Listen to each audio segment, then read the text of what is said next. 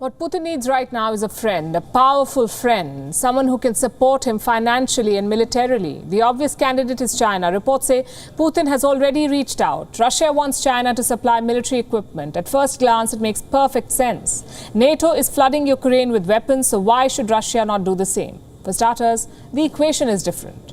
Ukraine cannot fend for itself. It needs Western weapons to fight Russia. That's not the case with Putin. His military is far more powerful than Ukraine, so technically he does not need Chinese weapons. He will win with or without them. Also, take a look at some numbers. 77% of China's total weapons imports come from Russia. China makes up 18% of Russia's total weapons export. What do these numbers tell you? That China buys from Russia, not the other way around. So we must read these Western reports with some caution.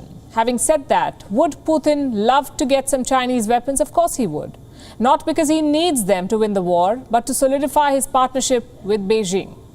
Now, until now, Beijing has taken a cautious approach. They have refused to condemn Russia. At the same time, they're calling for dialogue. They've refused to join Western sanctions. At the same time, they did not back Russia at the United Nations. They abstained. So clearly, there are limits to China's friendship. Military support would suspend those limits. It would signal a fully committed partnership.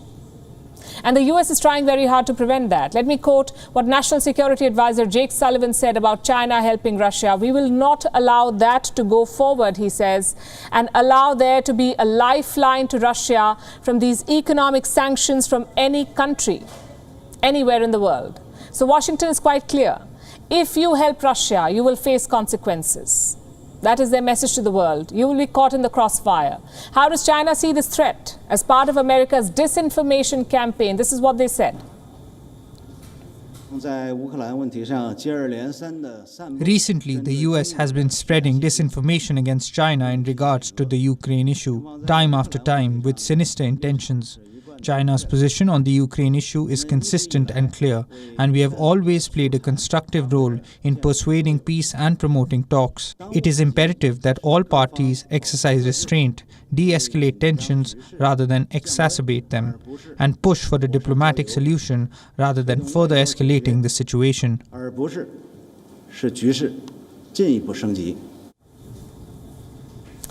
It's really a question of priorities. China's vision is clear. They want to compete with the US and eventually they want to beat America. In that context, supporting Russia is a risk. Chinese companies could face sanctions. Their trade with the West could be affected. Is the relationship with Russia worth it? If yes, then China will openly help Vladimir Putin. If not, then China's support will be notional. And it's not just China. Most Russian partners have to take that call, even India. Moscow is offering crude oil at a discount rate for India. Reports say New Delhi is considering the offer. Now, financially, it makes sense. Oil prices are up almost 40% internationally. India's import bill is set to rise by $50 billion in the next fiscal year. So cheaper oil is always welcome. But what about the politics? Will this move alienate the United States?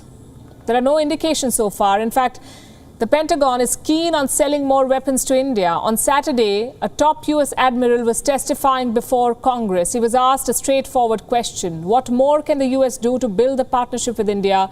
Here's what he replied. Continue the information sharing, continue to support them with the equipment they need upon the line of actual control, and continue to partner and operate together throughout the region. Basically, stay with India. Ideally, it shouldn't matter. Europe is still buying Russian gas, so why shouldn't India buy Russian oil? Surely the rules have to be the same for everyone. Unlike China, India does not have nefarious designs here. It's about staying neutral, buying affordable oil, and consistently demanding a peaceful resolution. WION is now available in your country. Download the app now and get all the news on the move.